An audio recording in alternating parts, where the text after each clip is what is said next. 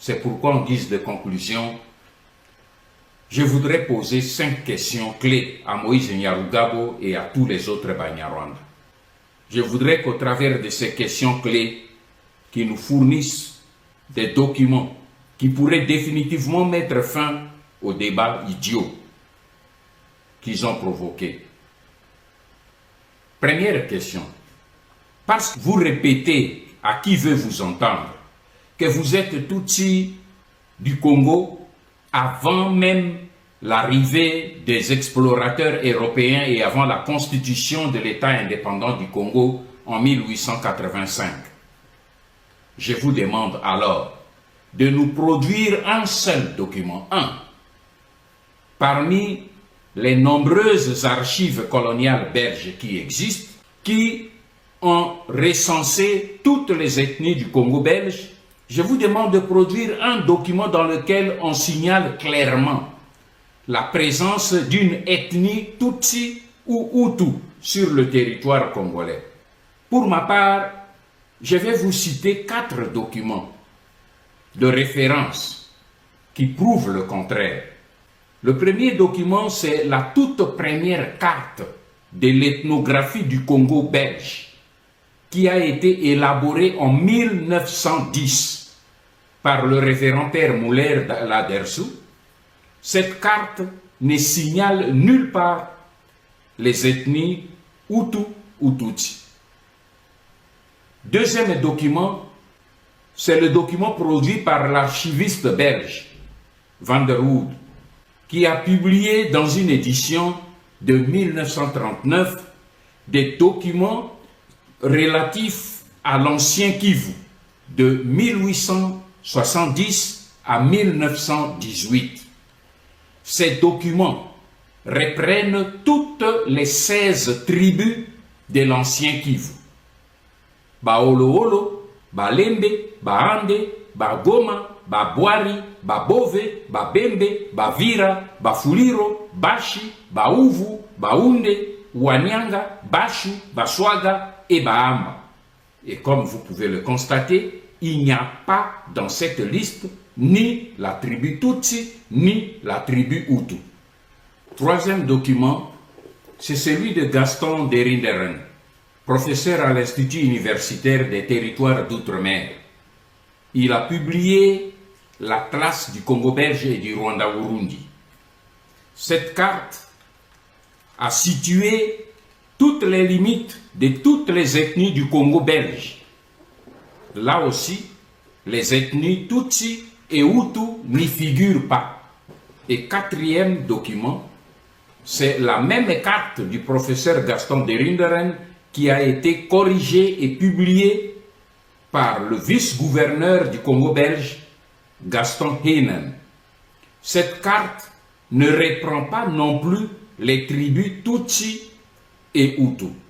Alors, je demande alors à Moïse Nyarugabo et à Azarias Rubera de nous produire un seul document d'archives ou d'histoire où on a recensé les tribus Tutsi et Hutu au Congo avant ou pendant l'époque coloniale. Ma deuxième question, pourquoi vous réclamez-vous originaire du Congo, en même temps vous vous accrochez à la nationalité collective que vous avez octroyée l'ordonnance de 1992, initiée par votre frère Tutsi rwandais Barthélemy Bisengimana. Pourquoi cette ordonnance n'a-t-elle concerné que les seuls Banyarwanda et pas les autres ethnies du Congo qui étaient là depuis la création de l'État indépendant du Congo? Ma troisième question, vous prétendez que les Banyamulenge sont sur le territoire congolais avant 1885 et qu'ils parlent le Kinyamulenge. Pouvez-vous alors nous produire un seul document d'archives scientifique et administratif datant d'avant 1970 et dans lequel on peut lire le nom seulement Banyamulenge ou de la langue Kinyamulenge? Car nous savons en ce qui nous concerne, nous avons produit des preuves que ce néologisme de Banyamulenge a été inventé par Isaac Frédéric Gisaro Muhoza dans les années 1976. Ma quatrième question, vous prétendez être les originaires de Mulenge, dont vous portez le fameux néologisme de Banyamulenge. Or, Mulenge se situe au nord, à Uvira. Comment pouvez-vous alors expliquer que vous, les Banyamulenge, vous vous battez aujourd'hui pour réclamer la terre de Minembwe qui est située à plus de 100 km au sud, à Fizi? Expliquez-le nous. Et je termine ma cinquième question en posant deux questions personnelles à M. Moïse Nyarugabo. Première question.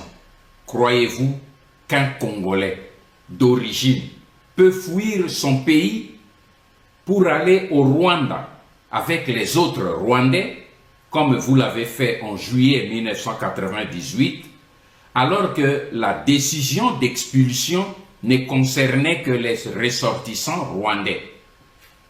Pourquoi n'êtes-vous pas resté aux côtés de Laurent Désiré Kabila pour défendre votre territoire national, y compris votre terre de Minembwe?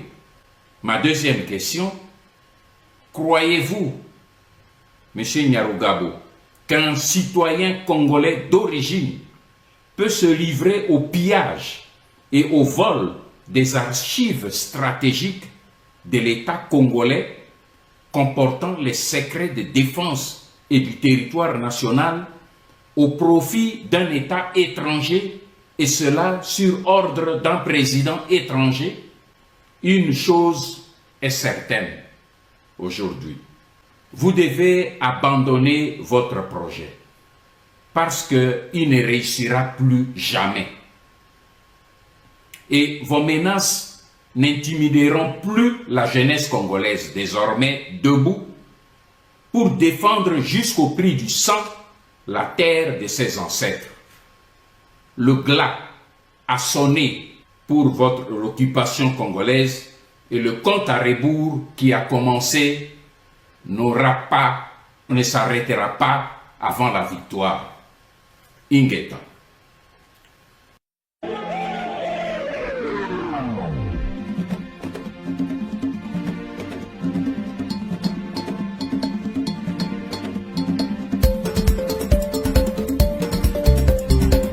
Yo nani yo kamata ba Congolais